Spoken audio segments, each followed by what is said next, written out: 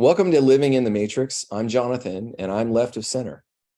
And I'm Rich, and I tend to lean a little bit more to the right. But the bottom line is together we try to look for the balance of what it means to be human in today's world.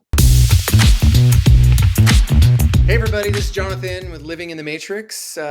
Rich is not here today. This is an experiment for myself to put part of my story out there and share what I think is one of life's most important lessons of something that everyone has to learn. And the question everyone faces at some point in their life is, how do you overcome hard things? And to do that, I want to share a couple stories that where I encountered almost insurmountable obstacles and share just to put it out there. Part of this is an experiment because I'm on my own today and I don't have a guest. Rich is not here. And I thought I'd do something that put me out of my comfort zone, which is doing this on by myself today.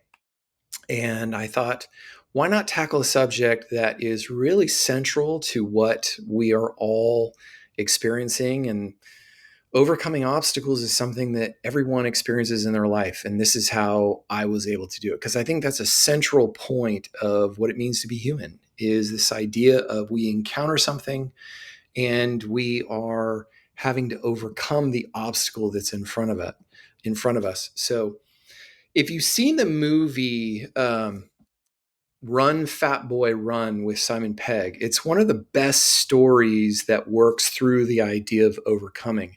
To give you a little bit of an idea of the story, Run, Fat Boy, Run is the story of Dennis, who is a man who has learned how to run away from his problems.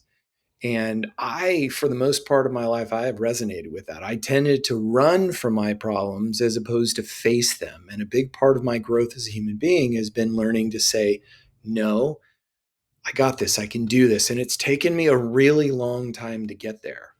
So at the beginning of the movie, he literally runs. The movie starts with him abandoning his bride at the altar. He runs away because he's afraid to actually commit to something and get married.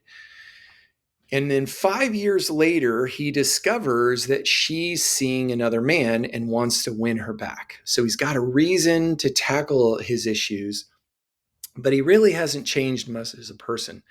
So he gets this wild idea to run a marathon to prove that he can finish something hard. And it's kind of an interesting idea as he processes it. And then the culmination of the movie is the final race of the marathon. It's about the last half of the movie. And at the beginning of the race, he gets into an altercation with Whit, who's his former girlfriend's boyfriend. And Whit trips Dennis, leaving him with a badly turned ankle right at the start of the race.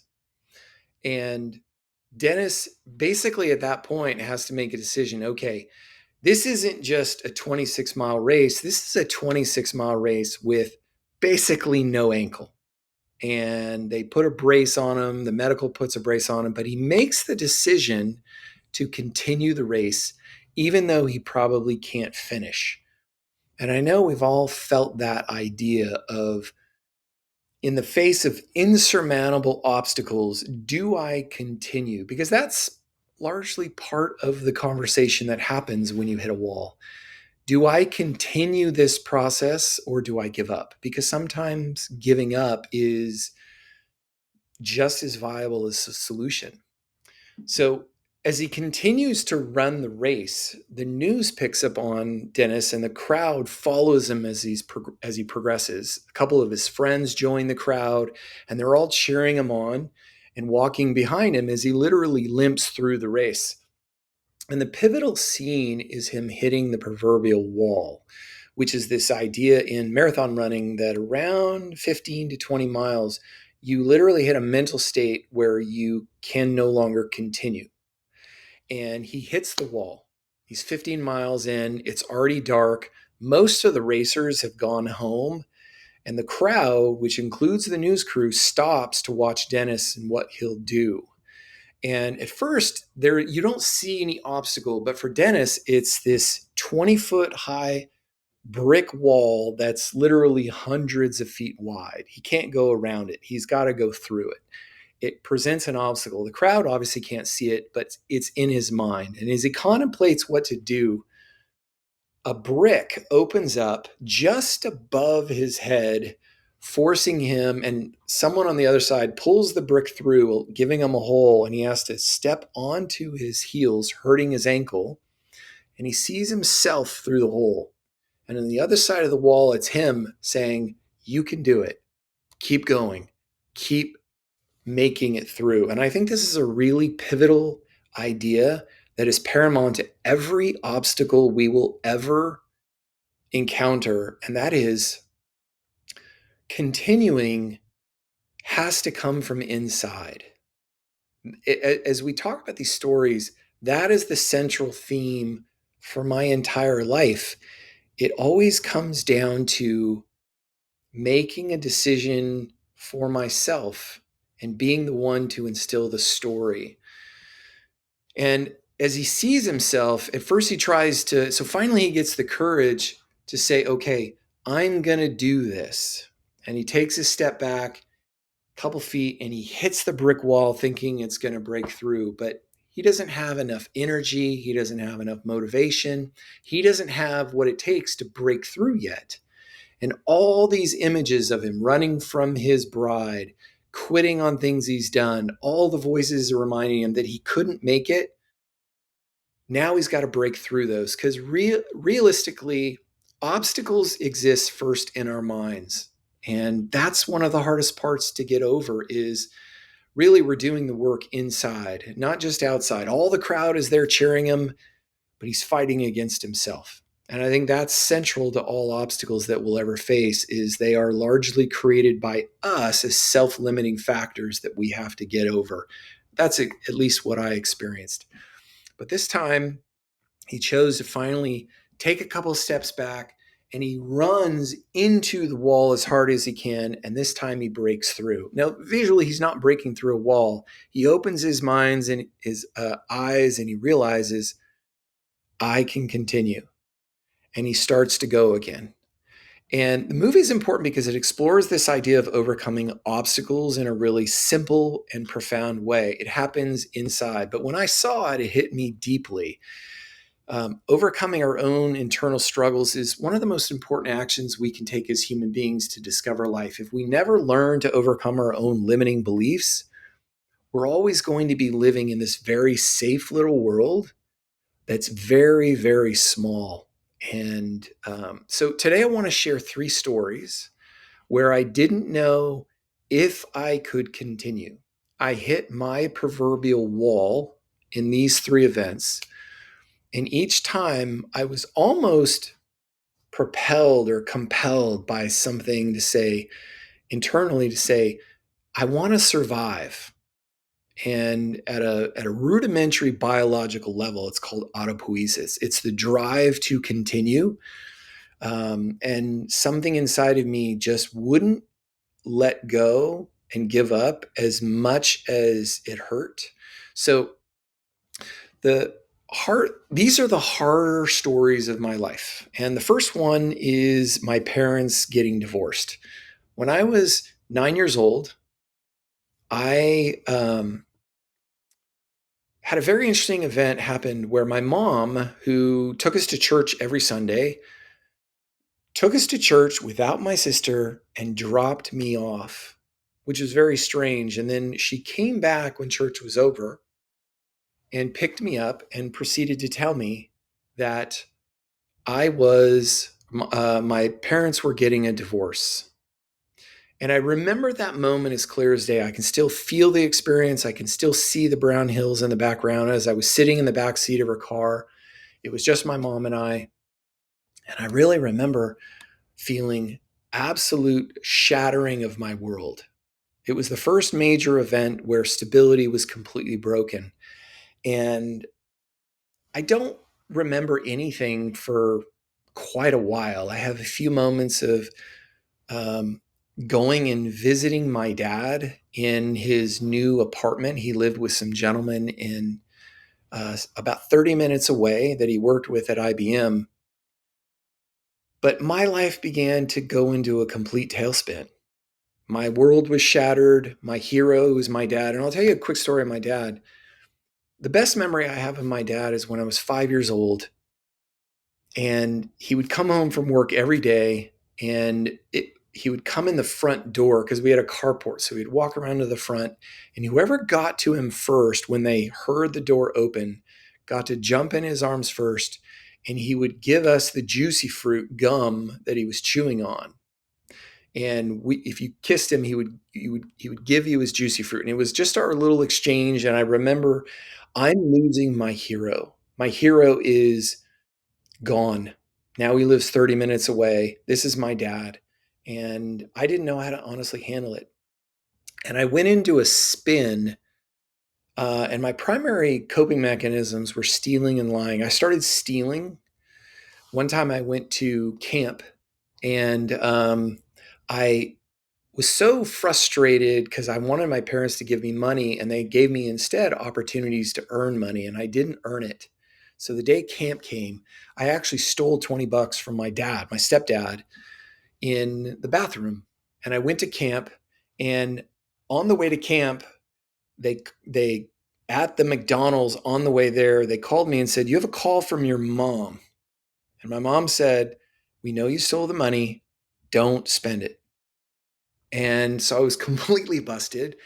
But instead of listening to the experience and saying, "Okay, let's learn from this," I ended up stealing a wallet from a kid at camp in my cabin. And I was stupid. It was a dumb move. I was hurting. And one of the stupidest things did, and I almost, at one point, they strip searched the entire cabin looking for the wallet. And I essentially came through a razor's hair of getting caught, and I didn't get caught, which was surprising. Hindsight, I almost wish I had have gotten caught because it probably would have saved me a lot of heartache by facing it. And instead, I got away with it. And I think that was the beginning of a descent into a self destructive period, because the wall for me was the person who loved me no longer lived with me. My hero was gone, and there was a separation and a loss that I didn't know how to really deal with. And for the most part, all I did was stuff it down. And at the time, overcoming it was just gutting it out. For probably most of junior high and high school, I just gutted out life, trying to make it work, not really understanding how to make friends. Because I think at the end of the day, I don't really think I liked myself, because I took what happened with my dad as I'm not good. It's very common in children of divorce. They think they're the reason their parents get divorced. And I bought into that. And so the my sister took the exact opposite approach I did. She vomited it out to my parents, her anger, her frustration, her guilt. She got it all out. I stuffed it completely in. And I think the only thing that saved me through that entire period is that I had a mom who was very wise. She was a counselor, and she understood. But at that time, divorce was sort of a new convention, and it was tough to talk about. She did her best to love me. I had actually a really good stepfather, but I was lost inside. And the way I would describe my life at that time is that I was a good kid who was deeply hurting inside. So most of my problem is that I was self-sabotaging myself because I had no way of getting out of the pain and anger from my parents' divorce until I got to college. And I remember I lived at USC with my cousin, and we lived in the Fiji house together on Fraternity Row. And across the streets were all of these fraternities, and everybody was having the time of their life. And I considered myself a good kid, like I was trying to be this good person from pure gutting it out. And I realized that has to stop. And I remember exactly where I was when I said, "Okay, I'm going to stop being the good kid, and I'm just going to enjoy my life." And I think it released me from a lot of the pain. And it created a thread of how do you deal with the walls. And part of the wall is learning how to communicate pain. If When we hit walls, we've got to learn how to deal with the pain. For most of my childhood and my teens, I didn't know how to deal with the pain. I clustered it all inside and said, "I'm going to hide this from everybody, And when you store negative energy in your body, it will always fester to come out. But I sort of took a new path. I said, forget all of that. I'm just going to have fun. I'm going to be a college kid. I started drinking, I started experimenting, and I think a lot of those were coping mechanisms, but I never was terribly super destructive. I was experimental, but for the most part, I drank and smoked pot. That was my big thing, and I enjoyed it. I dabbled in other drugs, but pot just made me feel normal. I think that's why a lot of people are attracted to marijuana, is because it can help you regulate your own sense of who you are in the moment, at least. It may not last forever. So when you come off of it, you lose that. But it does give you a sense of reminder that there is something in there worth fighting for.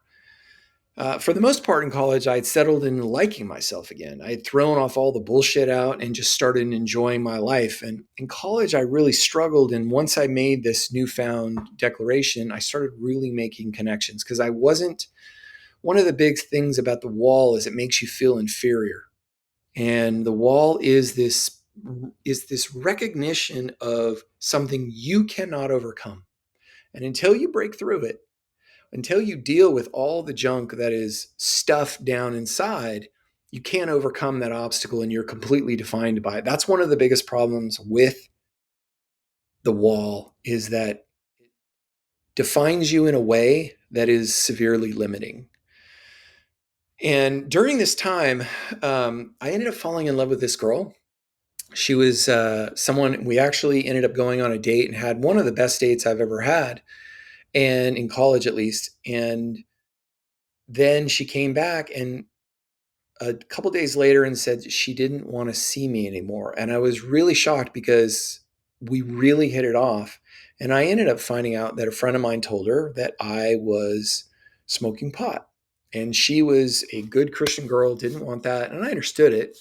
I was frustrated though, but it began my thought process of saying, okay, how do I begin to really deal with some of this stuff that's happening? And I had this wild idea to go home, and it happened to be it all kind of fit in terms of coincidence, but I went home on Palm Sunday, went to church, and I proceeded to go forward and commit my life to Christ. And this isn't a commit my life to Christ story. It was a change in attitude. It was a moment in my life when I finally said, okay, I need to surrender and deal with all of this crap. And I went home and I told my parents absolutely everything I ever did in terms of doing drugs, having sex with girls. If I ever, I told them literally everything. And this was probably the most helpful piece of information I ever learned is when you are hurting, and you are storing negative energy in your life, one of the most profound things you can do is to confess. And I just let it all out. And it was literally like all of this negative energy just left my body. And it's one of the most profound experiences I've ever had because I released all of this negative energy. I said, I'm not going to be defined by that. And I can't be defined by it.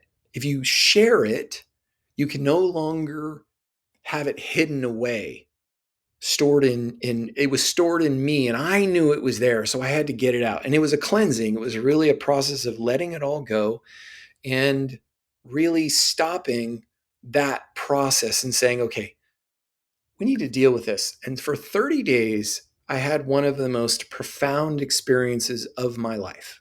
And I can only liken it to a sense of what I would now call oneness.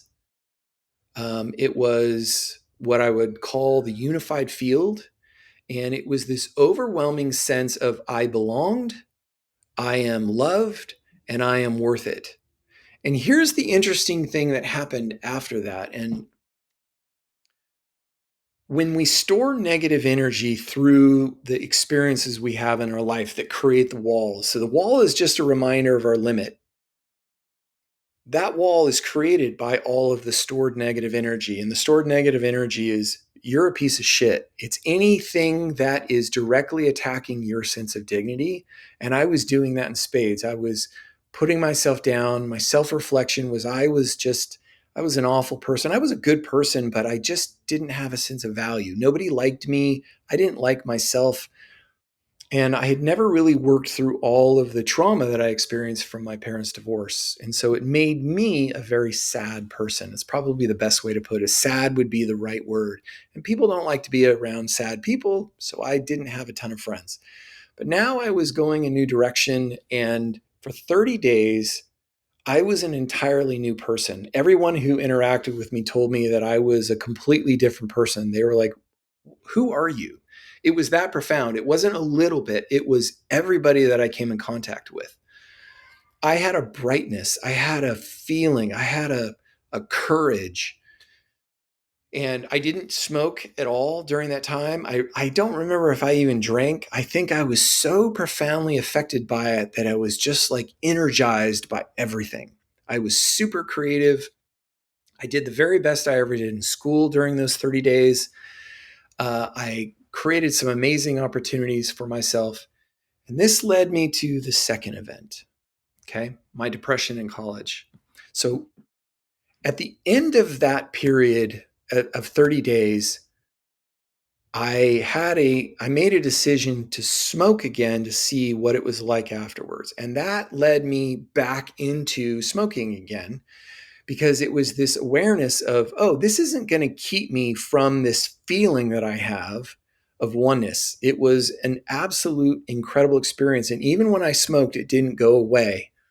And that was hard for me because I didn't know how to reconcile those two things.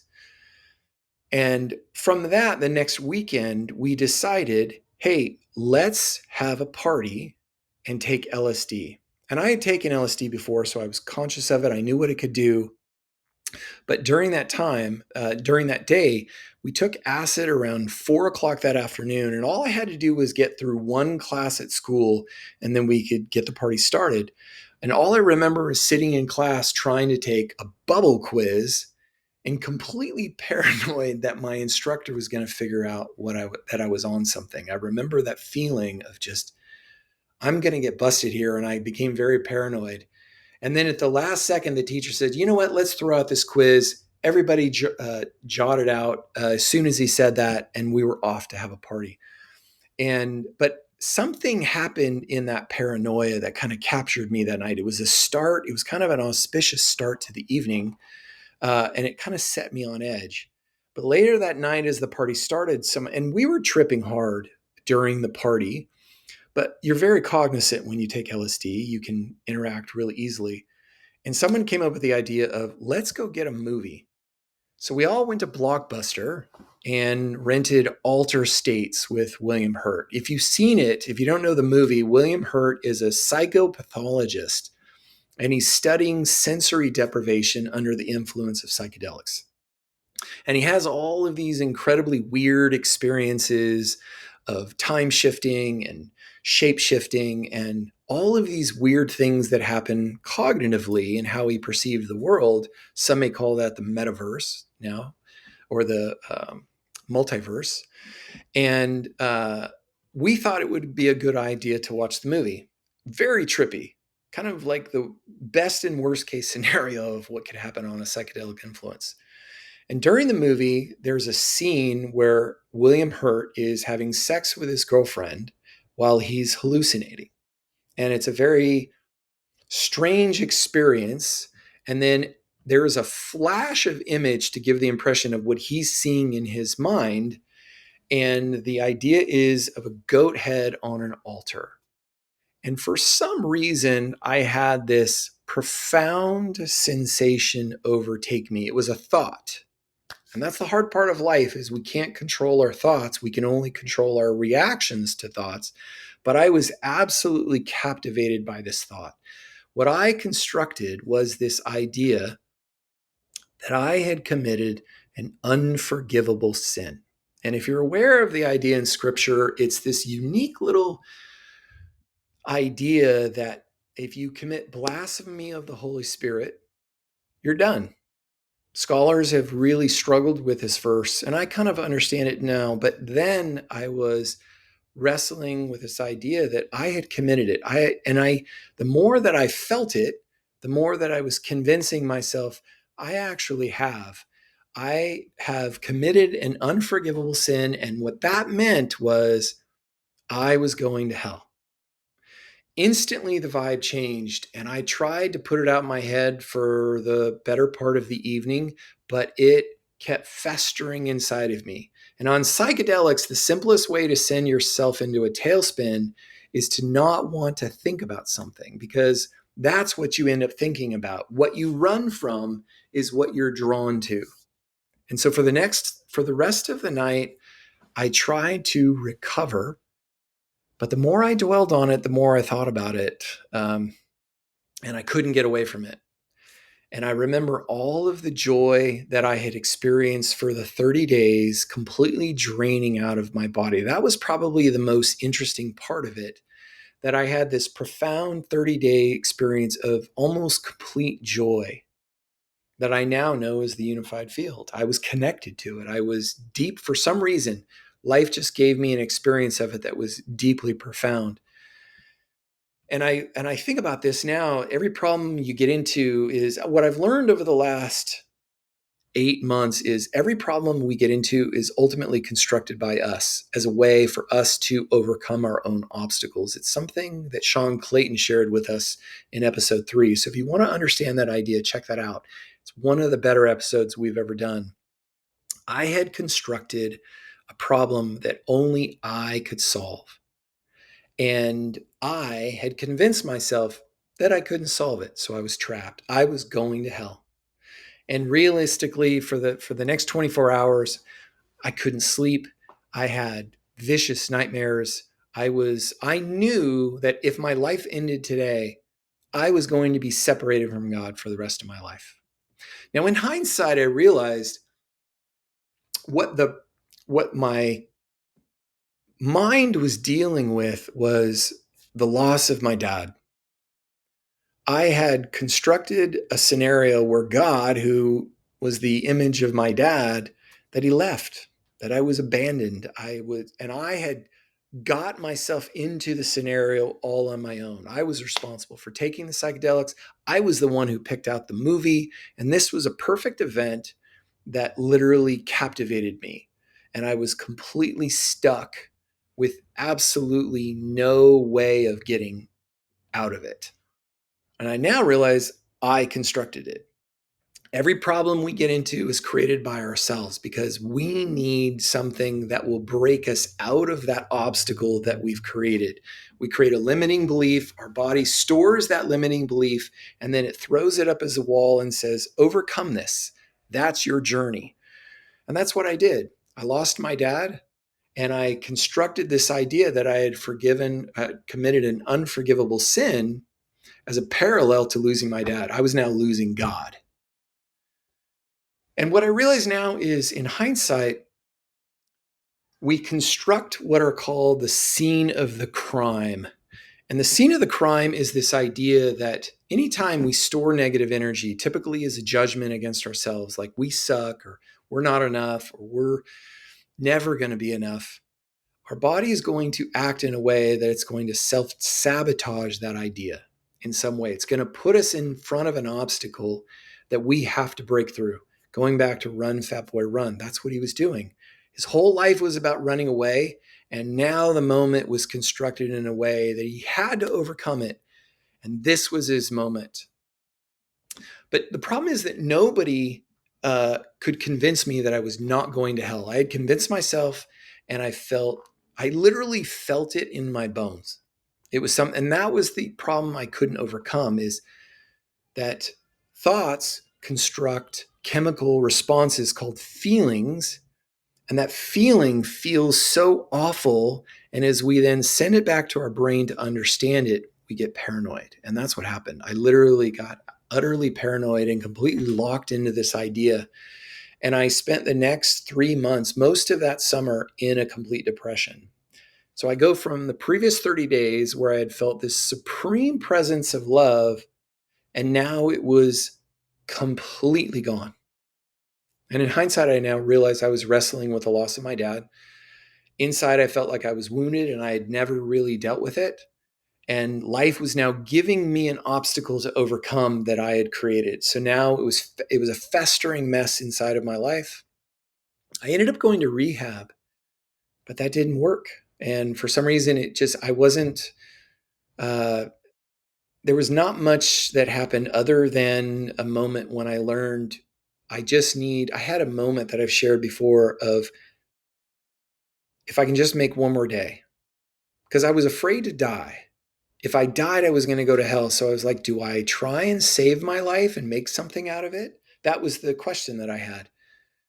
And every day, well, let's just do one more day. And sitting in rehab, it was a day rehab. I would go home at night, but during the day, it was like if I can just make one more hour. And I remember at the end of the second day going, if I can just make it one more minute, one more minute, one more minute, as I watched the clock. And I realized rehab was not the channel that I was going to solve my issue. I had to solve the problem. And this is where I learned that when we store negative energy in our lives, it will eventually come to the surface. I had created a scenario that I had to solve, and my scene of the crime was losing my parents to a divorce. It had crippled my life. So I created a similar scenario of losing my dad. And making it through the summer was about taking one step at a time and focusing on surviving. I made a choice just to keep trying to survive.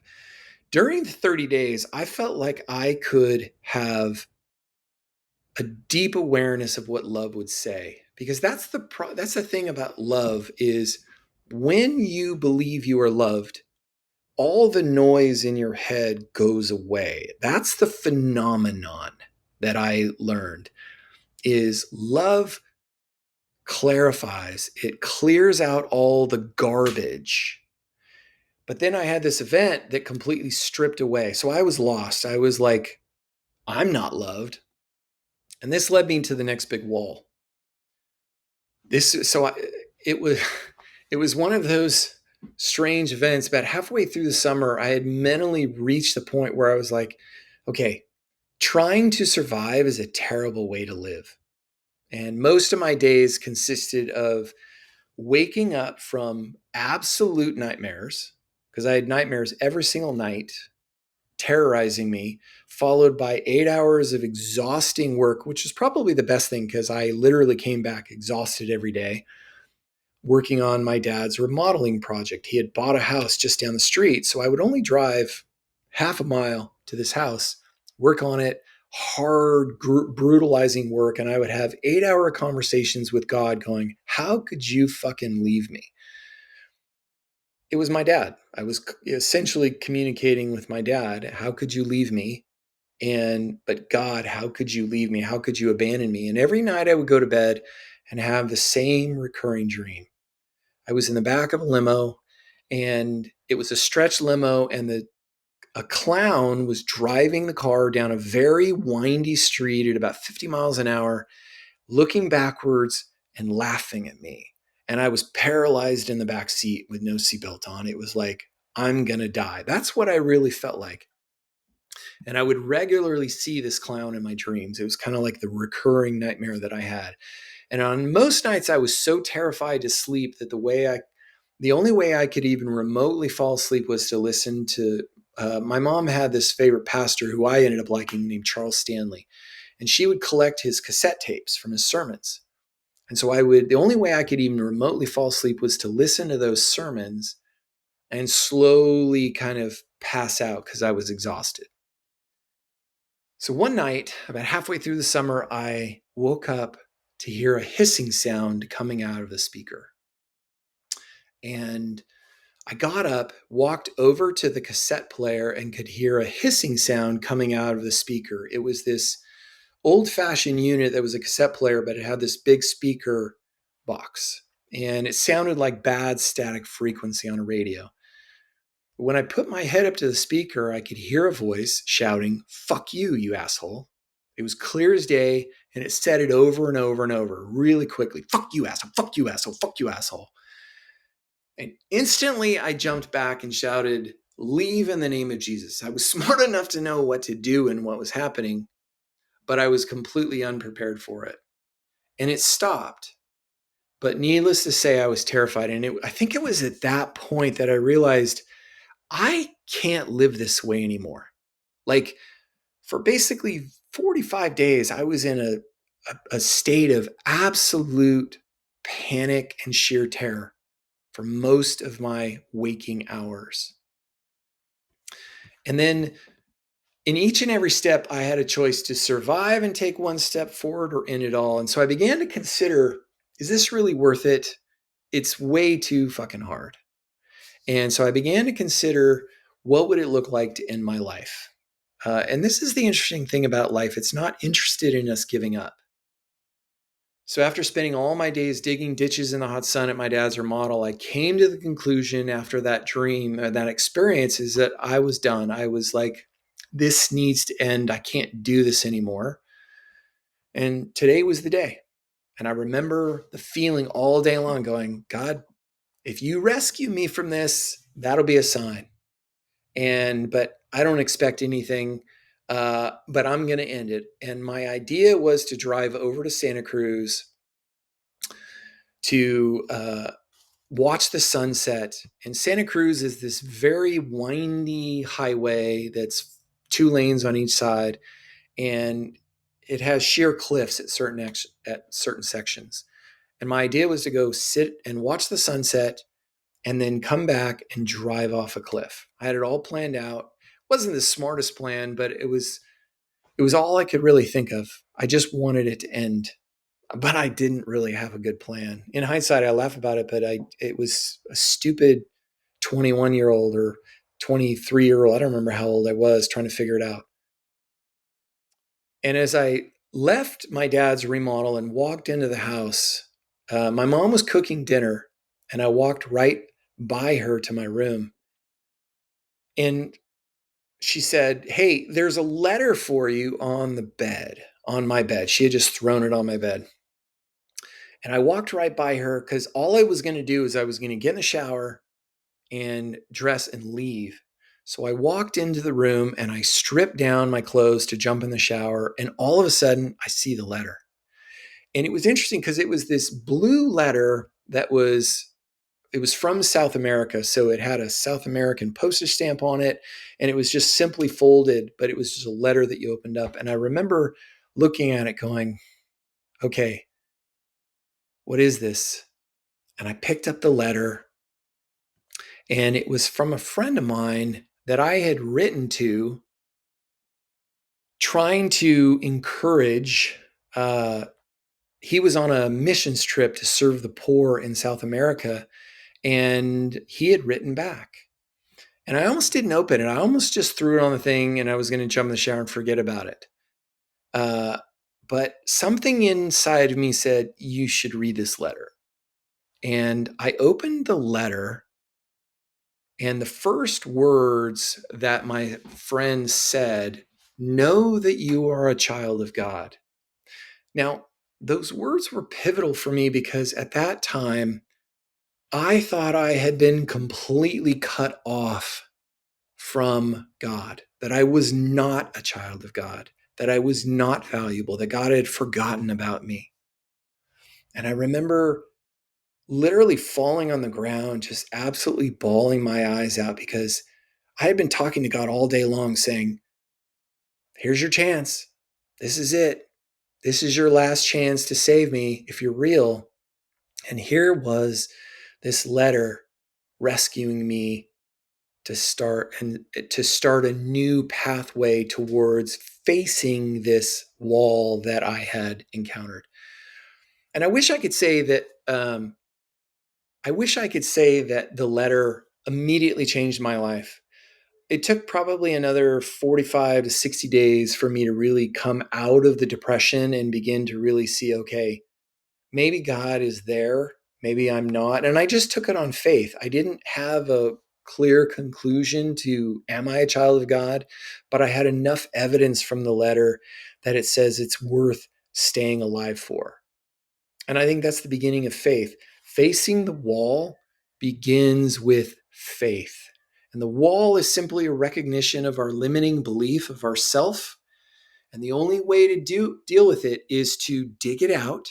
The very best way to dig it out is just to vomit it out. Confess as much as humanly possible, every detail, everything that you're ashamed of, everything that you're guilty of, get it out, because once it's exposed, once it hits the light of day, it loses its power. It loses its capacity to arrest us and keep us in a state of arrested development. And I began searching out mentors and people that could help me. But these are, and they began to show me that at the core of all human development is our self image and what we are, how we think of ourselves. And if we get that question wrong, there's one question in this world that you need to answer about yourself. Which side are you on? In the Garden of Eden, there's this unique concept of the tree of knowledge of good and evil. And I think that's the only question that really matters in life. If you judge yourself as part of God's family and part of God and part of the unified field at an energetic level, there's nothing separating any of us. If you're part of that, you're on the good side. Yes, there's evil inside of you. You have a capacity to conjure negative energy. That's what evil is. It's the capacity to conjure negative energy. You can lie, you can cheat, you can steal. All of those are conjuring of negative energy because the outcome of those produces a negative fruit. If you judge yourself as good, you get the question right and your life begins to produce the fruit. This is what essentially Jesus was always trying to get to, is just this idea of love yourself. And that's the only thing you really have to do. Jesus reduced everything down to love your neighbor as yourself and love your God. When we do that, when we get the question right, our life begins to produce the fruit. And that's what I began to do. I began to surround myself with people who could help me restore my heart. I found a mentor. I found people that I could confide in and work through. I ended up going to counseling. I ended up really listening to my heart and finding people and surrounding myself with masterminds, people that were on the same journey of getting better. I ended up creating opportunities for myself to really be around people who wanted to do real heart work. And it was one of the best things I've ever done. And here's the interesting thing. Once you learn you can break through the wall, you realize you can break through every wall. You're designed to overcome. As a human being created in the image of God, you are designed to overcome your obstacles. But you don't know that you can overcome them until you take the first step to actually try and overcome them. And that's a really pivotal part of overcoming obstacles, is believing in yourself, believing that you are worth it, believing that you are capable. And you don't know what you're capable of until you try it. So it begins with faith, and faith leads to the possibility of hope that it's possible. But discovering that you can, when I got over those obstacles, when I began to really deal with all of the junk that was inside, I began to realize all of that crap that I had constructed was all a lie. That's all trauma is. Trauma is a lie that something happened to you and you are not worth it. You're not acceptable. God doesn't love you, and that's all a lie. And so if you're encountering your obstacle today, know that you can overcome it. You just may not know it. You may not have experienced it yet, but the risk and opportunity that you have is to try, to believe in the possibility that you were put here for a purpose to overcome your obstacles. And if I leave you with anything today, I just want to leave you with the possibility that you are worth it. You are an incredible human being. That's what love does. Love restores our self-image with this idea that you've got this, you can, And when you do, it starts creating an upward spiral of possibility. The downward spiral is always built on a lie. Anything less than 200 on Hawkins' consciousness scale is all negative energy. You're not defined by it, but you do experience it. That's the problem. It's not a moral question of whether or not you commit evil. It's whether or not it's the consequences of that evil. So when you lie to someone, you break trust. When you steal for someone, you break trust.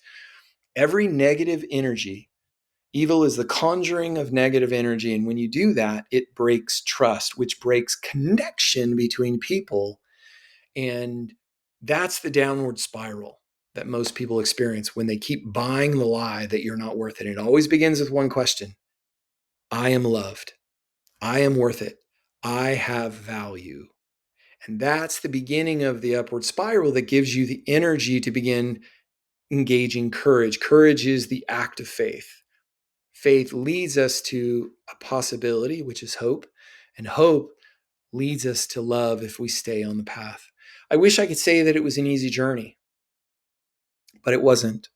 It took a long time. It took me 15 years of stubborn work to really let go of all my bullshit. In hindsight, I think it's easy. I just made it hard because I don't regret it. Everything that I've learned has been a journey to help others. That's what I want to do. I want to put out good in the world by helping others, especially through healing. And healing always begins with loving yourself. Like if you're really wondering, how do I heal my heart? It begins with love. It does. I had someone contact me on Instagram saying, "Where should I begin?" And you begin with this idea that you are loved, that God, the unified field, however you want to call it, that oneness exists and it includes you. You are part of good. You experience evil, but you're defined by good. And those are the positive outcomes that you conjure as well. We create good by loving first ourselves, you build it up inside, and then it overflows. So you start loving other people. So I hope this helps someone. This was a great experiment, and it was actually really hard. It was hard to do this, kind of sharing one-off and some pivotal stories of my life. I'm not afraid of the stories, but just doing this without Rich has been a good journey. So if you listen to this podcast, we'd love to hear from you. Please comment, share. Got some good comments lately that are really helpful. And I'm learning. Rich and I are really learning how to do this. This is our 27th episode, and we're really at the beginning. If you have anybody that you would love to see on our podcast, please recommend them, introduce them to us. You can always find me. There's a contact form on our website, livinginthematrix.ai. Please comment, share, review, let us know what you think, and subscribe. And I just want to leave you with a wonderful word today, that you are loved. And I love you. I know that may seem strange to hear someone say that, but it's true. You are worth love. And that's the message I always want to leave you with. So much love, everyone. This has been Living in the Matrix. Rich, enjoy coming back from New York. Wish you well, and wish every one of our audience a wonderful day. Much love, everyone.